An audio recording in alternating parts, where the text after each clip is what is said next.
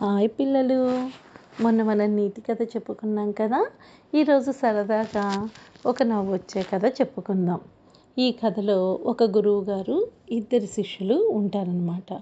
ఈ శిష్యులు ఇద్దరూ కూడా గురువు దగ్గరికి విద్యని అభ్యసించటానికి 6 నెలలు తేడాగా వస్తారు. అంటే ఒకళ్ళు సీనియర్, ఒకళ్ళు జూనియర్ అనమాట. అయితే వాళ్ళిద్దరూ కొంచెం తెలివి తక్కువగా ఉండటం వల్ల వాళ్ళకి ఇద్దరిని కలిపి ఒకే క్లాస్లో ఉంచి గురువుగారు అన్నీ నేర్పిస్తూ ఉంటారు. ఈ రోజుల్లో లాగా 1వ క్లాస్ 2వ క్లాస్ అంటూ క్లాసెస్ సెక్షన్స్ అవేమీ ఉండవన్నమాట. ఇది వరకు రోజుల్లో గురువుగారి దగ్గరికి మహారాజుల పిల్లల దగ్గర నుంచి ప్రతి ఒక్కళ్ళ పిల్లలు విద్యను అభ్యసించాలి అంటే ఇప్పుడు హాస్టల్స్కి వెళ్ళినట్లుగానే అక్కడ గురువుగారి యొక్క ఆశ్రమానికి వెళ్ళి అక్కడ అన్ని పనులు నేర్చుకుంటూ ప్రతి ఒక్క విద్యని చక్కగా బాగా గ్రహించి ప్రాక్టికల్గా తెలుసుకునేవాళ్ళు అనమాట. అయితే ఒకరోజు గురువుగారు పక్క ఊరికి వెళ్ళి వస్తారు. ఇప్పట్లాగా అప్పుడు బస్సులు అవి ఉండవు కదా.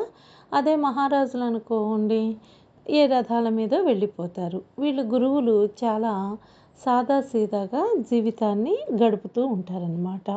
అందువల్ల వాళ్ళు నడవగలిగినంత దూరం అయితే పక్కన ఊరికి నడిచి వెళ్ళి పని చూసుకొని వచ్చేసేవాళ్ళు అనమాట. అలా వచ్చేసిన గురువుగారికి కొంచెం కాళ్ళు నొప్పులుగా అనిపిస్తాయి. అప్పుడు మొదటి శిష్యుణ్ణి పిలిచి, ఈరోజు నాకు కాళ్ళు చాలా నొప్పిగా ఉన్నాయి, కొంచెం కాళ్ళు ఒత్తున్నాయనా అని అడుగుతారు. గురువు అంటే దైవ సమానంగాను తల్లిదండ్రులతో సమానంగాను భావించే రోజులన్నమాట. అందువల్ల అయ్యో గురువుగారు అదెంత భాగ్యం, మీరు పడుకొని విశ్రాంతి తీసుకోండి, నేను మీ కాళ్ళు ఒత్తుతుంటాను అని చెప్పి చెప్తాడు. అప్పుడు కొత్తగా వచ్చిన శిష్యుడు, గురువుగారు అతను 6 నెలల ముందు నుంచే మీకు అన్నీ చేస్తూ ఉన్నాడు కదా, నేను కొత్తగా వచ్చాను, నేను పని నేర్చుకోవాలి కదా, కాబట్టి మీ కాళ్ళు నేనే ఒత్తుతాను అని చెప్పి అడుగుతాడు. అప్పుడు మొదటి శిష్యుడు, గురువుగారు మీరు చాలా అలసిపోయి ఉన్నారు, ఇప్పుడు అతను కొత్తగా కాళ్ళు ఒత్తడం చేతవుతుందో రాదో నేను చేసేస్తానులేండి అని చెప్పి అంటాడు.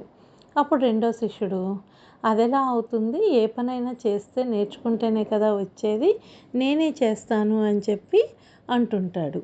ఈ విధంగా శిష్యులిద్దరూ కూడాను గొడవ పడుతూ ఉంటారు. వీరి గొడవను చూసినటువంటి గురువుగారు, అబ్బా అసలే అలసిపోయి వచ్చాను అని చెప్పి, అరే నాయనా మీరంత గొడవ పడకండి, పోనీలే 2 కాళ్ళు ఉన్నాయి కదా, చెరొక కాలు తీసుకొని వత్తండి నాయన, నేను విశ్రాంతి తీసుకుంటాను అని అలా పడుకుంటారనమాట. అప్పుడు అవును ఇదేదో కరెక్ట్గా ఉంది అని చెప్పి శిష్యులిద్దరూ చెరొక కాలుని ఒత్తుతూ ఉంటారు. కొంతసేపటికి కుడికాలు ఒత్తుతున్నటువంటి శిష్యుడు కాలు పొరపాటున ఎడమ కాలు ఒత్తుతున్నటువంటి శిష్యుని కాలు వద్దకెళ్ళి తగులుతుంది. అప్పుడు అతను, ఏరా పని నేర్చుకోమని చెప్పాను కదా, చూడు ఈ కాలు వచ్చి ఇప్పుడు ఈ కాలుని తాకింది, పని చేయటం అంటే సరిగ్గా చేయాలి, ఇలా కాదు అని అరుస్తూ ఆ కాలుతోటి ఈ కాలును కొడతాడు. ఏదో పొరపాటున తగిలింది దానికే వచ్చి కొడతావా అని చెప్పి మళ్ళీ ఈ కాలుతోటి ఆ కాలును కొట్టి చేసుకుంటూ ఎవరిదారిన వాళ్ళు కాళ్ళు ఒత్తుతూ ఉంటారు.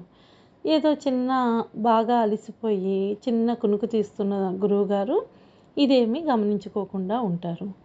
ఈలోపు ఈ శిష్యులు ఇద్దరు కూడాను ఒకళ్ళతో ఒకళ్ళు గొడవ పడుతూ ఈ కాలు మీద ఇది చేసింది, ఆ కాలు ఇది చేసిందని 2 కాళ్ళని ఒక కాలుతో ఒకటి కొడుతూ కోపం ఎక్కువయ్యి, నీకు ఇలా చెప్తే అర్థం కాదురా అని చెప్పి ఒకళ్ళు వెళ్ళి గురువుగారు కూర్చునేటటువంటి పీటని, ఇంకొకళ్ళు వెళ్ళి పెద్ద కర్రని తీసుకొని వచ్చి చెరొక కాలుని కొట్టడానికి సిద్ధంగా ఉంటారు. ఈ హడావుడికి నిద్రలేచిన గురువుగారు వెంటనే కాళ్ళు ముడిచేసుకొని, ఓరి నాయన అవి మీ కాళ్ళు ఏంట్రా, 2 కాళ్ళు నావి, మీకు చెప్పాను చూడండి, నాకు లేకపోయింది బుద్ధి, ముందు ఇద్దరు కలిసి ఇక్కడి నుంచి దూరంగా వెళ్ళండి అని కసురుకొని కోపంగా పంపించేస్తాడు.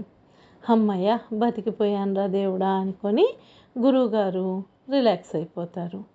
దీన్ని బట్టి మనకేమర్థమవుతుంది, ఏదన్నా పనిని చేసేటప్పుడు జాగ్రత్తగా తెలిసిన వాళ్ళకి అప్పచెప్పకపోతే మన పనిలో మనమే నష్టపోతాము అని. భలే సరదాగా ఉంది కదా.